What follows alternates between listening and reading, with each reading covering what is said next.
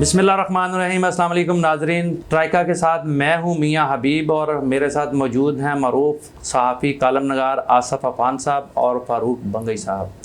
کراچی میں خاتون خودکش بمبار کی کارروائی کے نتیجے میں 3 چائنیز اساتذہ سمیت 4 افراد کی ہلاکت بہت سارے سوالات کو جنم دے رہے ہیں۔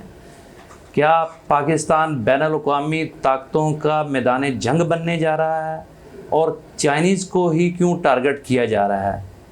یہ بہت سارے اہم سوالات ہیں جو زبان زد عام ہیں۔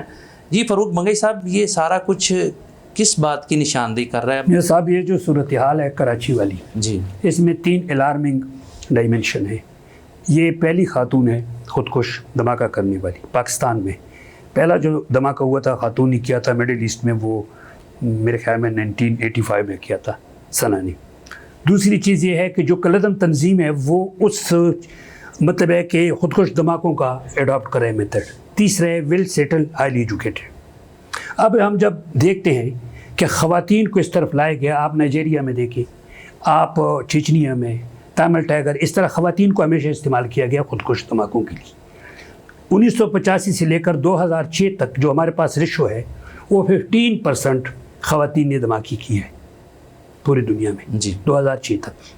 اب یہ ہے کہ خواتین کو اس طرح اس میں کیوں استعمال کیا جاتا ہے؟ ایک تو ہے کہ جانا آسان ہوتا ہے، ٹارگٹ ایکسس ہوتا ہے۔ دوسری چیز اس میں باڈی سرچ میں بڑی آسانی ہوتی ہے، بائی پاس کرتا ہے سیکورٹی کو۔ اور ایک چیز میں آپ کو بتاؤں، 8% ایٹ ٹائم 8 گنا زیادہ کوریج ملتا ہے۔ میں آپ کو ریسرچ بتا رہا ہوں، میں 10 بھی کہہ سکتا ہوں، 5 بھی، 8 گنا زیادہ جو ہے نا میڈیا کوریج ملتا ہے ان کو۔ ابھی تک جتنی بھی دھماکے جو کچھ خواتین کو استعمال کیا ہے، یا تو انتقامی کارروائی کے لیے ہوتا ہے یا پھر مایوسی سے فائدہ اٹھا کر کے کیا جاتا ہے۔ تو جگہ جگہ یہی ہو رہا ہے، لیکن پاکستان کے لیے بہت الارمنگ صورتحال ہے، اس پہ ہمیں کام کرنا ہوگا۔ آصف عفان صاحب، یہاں پاکستان میں PhD خاتون کا خودکش بمبار بننا یہ کس طرف کی نشاندہی کرتے ہیں؟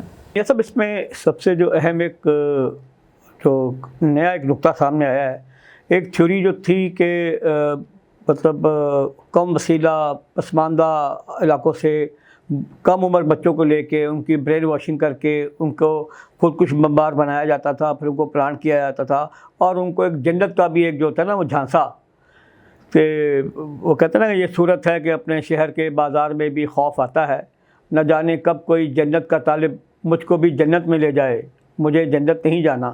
یہ صورتحال بھی رہی ہے ہمارے یہاں۔ تو یہ ایک نئی تھیوری ڈیولپ ہوئی ہے، اور جو پرانی تھیوری تھی اس کی بھی میرا خیال اس کو کاؤنٹر کیا گیا ہے کہ یہ جو ایک تھا نا کہ خودکش بمبار، کم عمر بچہ، اس کی برین واشنگ، پھر اس کو پلانٹ کرنا، ٹارگٹ ہٹ کرنا، ایک ویل سیٹلڈ ہائیلی کوالیفائڈ خاتون اگر اس لیول پہ آئی ہے تو اس کے لیے سر جوڑ کے بیٹھنا چاہیے متعلقہ اداروں کو۔ ایک نئی ایک ڈائمنشن ہے، ایک نئی تھیوری ہے جو سامنے آئی ہے۔ اس کے لیے اس کے عوامل، اس کے پس منظر جو اس کا پس منظر ہے، اس کے اور جو فیکٹرز ہیں اس پہ غور کرنا چاہیے۔ اور یہ جو ہے بنگئی صاحب والی جو بات ہے، خواتین کو ایکسیس جو ہے نا وہ آسان ہوتی ہے۔ دوسری ایک اور بات ہے، کسی خاتون کو بال بچے دار گھر بار والی خاتون کو اس لیول پہ لے کے آنا، یہ بہت اہم بات کی آصف عفان صاحب نے۔ یہ واقعی یہ پاکستان میں اس پہ اب ریسرچ ہونی چاہیے کہ یہاں تو یہ کہا جاتا تھا، بلکہ بین الاقوامی سطح پر بھی پاکستان کے بارے میں یہ تاثر تھا کہ یہاں جو خودکش بمبار آتے ہیں یا پاکستان میں جو دہشت گردی ہو رہی ہے اس میں بہت زیادہ ایلیمنٹ بھوک، ننگ، افلاس اور مذہبی رجحانات کا ہے۔ لیکن یہ تو ایک PhD ڈاکٹر جو ہے اور ویل سیٹلڈ، اور اس کے بچے، ہاں، یا اس کا کیا برین واشنگ کر سکتے ہیں آپ؟ ماں اپنے بچوں کی خاطر، اپنے گھر بار کی خاطر سب سے لڑ مر جاتی ہے، کسی بھی حد تک چلی جاتی ہے، وہ اتنا بڑا انتہائی دام اٹھاتی ہے، اور وہ اپنے آپ کو، اس نے بچوں کی بھی پرواہ نہیں کی، گھر کی بھی پرواہ نہیں کی، تو وہ کیا عوامل ہو سکتے ہیں یہ ابھی؟ اچھا بنگئی صاحب، کیا اس کے پیچھے بلوچستان ایلیمنٹ ہے یا اس کے پیچھے کوئی بین الاقوامی سازش لگتی ہے؟ دیکھیں جی، جنہوں نے کلیم کیا ہے تو وہی، اچھا جی، کلیم ویسے تو نہیں کرتے ہیں نا، لیکن ایک چیز ہے کہ جو ہمارے پاس موٹیویشنل تھیوری تھی ایک، کہ بچوں کو کوئی راستہ دکھایا جاتا ہے، جذبہ مطلب ہے کہ حیرت ایمانی سے کام لیا جاتا ہے۔ دوسری چیزیں ہوتی ہے جیسا آصف عفان صاحب نے فرمایا، وہ تھیوری ریجیکٹ ہو گئی ہے۔ وہ تھیوری ایک نئی تھیوری آ گئی ہے کہ اگر ویل سیٹل ہے، موٹیویشنل تھیوری جو ہے نا کوئی نہیں ہے جس کو مارا گیا ہے، اور جیسے میں نے بتا دیا کہ میڈیا کوریج بہت ملتا ہے، پاکستان میں پہلا ہے، تو وہ جو اس قسم کی تنظیمیں ہوتی ہے بین الاقوامی سطح پہ اس کو کیش کرتی ہے۔ اچھا، لیکن ایک بات اور جس کی خوشی ہے وہ یہ ہے کہ پاکستان کے ادارے اب اتنے ایکسپرٹ ہو چکے ہیں اور اتنے متحرک ہیں کہ وہ بہت جلدی ان کے اینڈ تک پہنچ جاتے ہیں کہ یہ کہاں سے جو ہے اس کی پلاننگ کہاں ہوئی، یہ کہاں سے سارا کچھ اسے مانیٹر کیا گیا، کون کون اس کے پیچھے ہیں۔ پاکستان کے اداروں کو کافی اس میں جو ہے وہ کامیابی بھی ملی ہے، اور میرا خیال ہے جلدی اس کا حتمی نتیجہ بھی سامنے آ جائے گا کہ یہ کہاں سے ہوا اور کس طرح ہوا اور اس کے مقاصد کیا تھے۔ میر صاحب کراچی کا تو یہ معاملہ تھا، آپ لاہور میں بتائیں لاہور میں کیا ہو رہا ہے؟ فاروق بنگئی صاحب، واقعی یہ نا یہاں ایک سیاست کا عجیب تماشا لگا ہوا ہے۔ ایک طرف جو ہے وہ اسپیکر اور ڈپٹی اسپیکر کے درمیان جو ہے اختیارات کی جنگ ہو رہی ہے، اور دوسری طرف آج کا اتنے دن گزر جانے کے بعد حلف برداری نہیں ہو رہی، اور ایک جس طریقے سے بھی الیکشن ہوئے جو بھی ہوا، حمزہ شہباز چیف منسٹر پنجاب کے بن گئے، لیکن وہ عجیب معاملہ ہے کہ ان کو حلف نہیں اٹھانے دیا جا رہا۔ اور ویسے آپس کی بات ہے کہ حلف نہ اٹھانا کوئی اتنا مجھے تو جو ہے وہ میننگ فل نہیں لگتا۔ اس کی وجہ یہ کہ معاملہ تو سارے ان کے چل رہے ہیں، وہ ایز اے چیف منسٹر جو ہے وہ پرفارم تو کر رہے ہیں، لیکن آئینی طور پر جو ہے وہ باضابطہ طور پر اپنے آپس میں نہیں بیٹھ رہے، سارے انتظامیہ ان کے متحد کام کر رہی ہے اور سارا کچھ ہو رہا ہے۔ مجھے نہیں لگتا کہ لاہور ہائی کورٹ رات کو 12 بجے کھلے گی، وہاں معاملہ اور تھا، وہاں جو تھی کاؤنٹنگ ہونی تھی، اور یہاں معاملہ اور ہے، یہاں ایک حلف نہیں لیا جا رہا، اور حلف کون نہیں لے رہا؟ وہ آئینی پنجاب کا سربراہ ہے، گورنر پنجاب، اور گورنر پنجاب نے جو ہے وہ سوالیہ نشان لگایا ہوا ہے کہ یہ الیکشن ہی درست نہیں ہوئے، اور انہوں نے ایک رپورٹ جو ہے صدر مملکت کو بھجوائی ہے، اور صدر مملکت جو ہیں وہ بھی اس حوالے سے ٹس سے مس نہیں ہو رہا ہے۔ تو لہٰذا یہ آگے بڑھتے ہوئے مجھے لگ رہا ہے کہ یہ پنجاب کا جو معاملہ ہے نا، یہاں اتنی زیادہ پنجاب میں جو ہے بحران جنم لے رہے ہیں کہ یہ مرکز کو بھی لے ڈوبیں گے۔ لیکن آصف عفان صاحب، پتہ چل رہا ہے کہ اچھا یہ جن کو ہم ڈاکخانے سمجھتے تھے ان کے پاس کس قسم کے اختیارات ہیں۔ تو اسپیکر صاحب نے جو ہے وہ آج اجلاس ہی ملتوی کر دیا ہے، اور حالانکہ اسپیکر اور ڈپٹی اسپیکر دونوں کے خلاف عدم اعتماد آئی ہوئی ہے۔ دیکھیں جی میاں صاحب، منہ کو لگا خون ہو یا اقتدار کا مزہ، منہ کو لگا خون ہو یا اقتدار کا مزہ ہو، یہ چھوٹتا نہیں ہے۔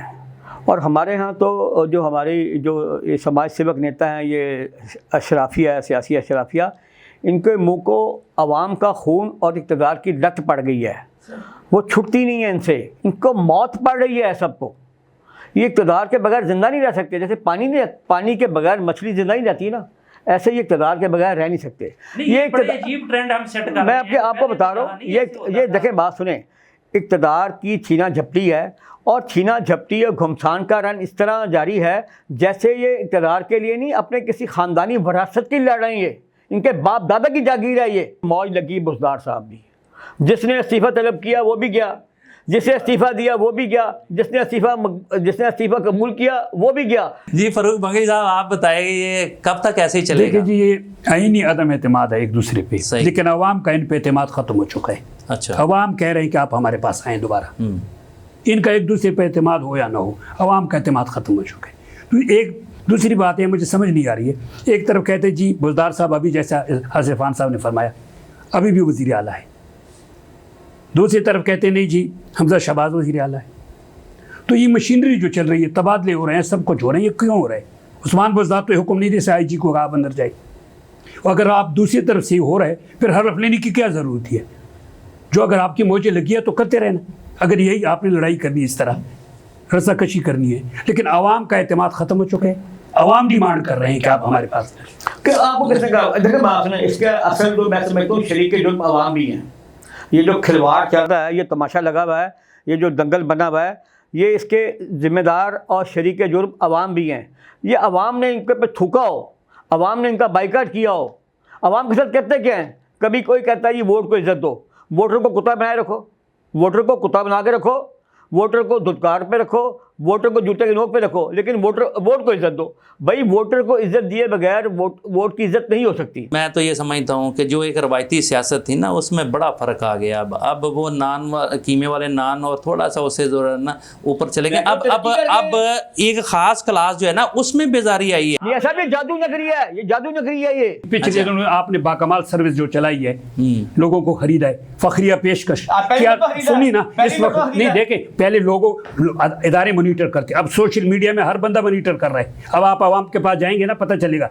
वो पहले इदारे मॉनिटर करे, 2 दिन 10 दिन बाद पता चला फलाना बिक गया। मेरी बात सुनिए ना, ये जो फखरिया पेशकश आपने चलाई, इसको हर बंदा मॉनिटर कर रहा है। इस दफ़ा आवाम के पास जाए, फिर आप आवाम की बात करते, ये आवाम से वोट लेकर के 5 साल बाद तो जाती।